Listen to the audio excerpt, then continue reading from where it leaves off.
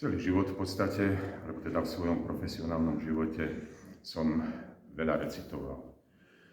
Je to moja vášeň, ale aj profesionálna záležitosť. No a recitoval som, vždy som si vyberal takých tých ťažších básnikov, ale takých, ktorí mi pasovali, napríklad ako je Vojtech Mihálik, Milan Rúfus, no ale potom aj niektorí zahraniční, ako Podler a podobne, takíto autori. Ale môjim obľúbeným básnikom bol hlavne Laco Novomeský. A teraz by som vám chcel zarecitovať, ale úplne niečo iné. A to je hymn z lásky od apoštola Pavla.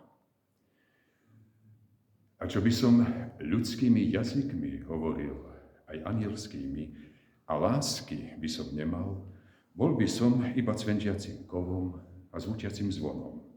A čo by som vedel aj prorokovať a znal všetky tajomstvá a mal všetko možné poznanie, a čo by som mal takú vieru, že by som hory prenášal a lásky by som nemal, nič nie som.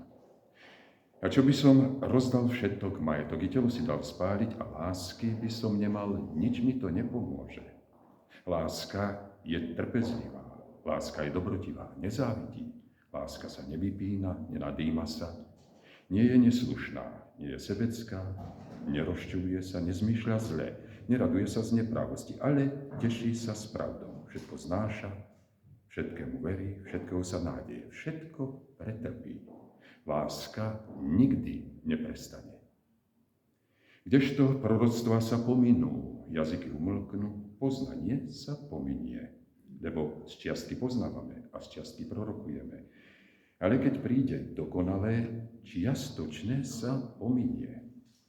Teraz však zostáva viera, nádej, láska, to troje, ale najväčšia z nich je láska.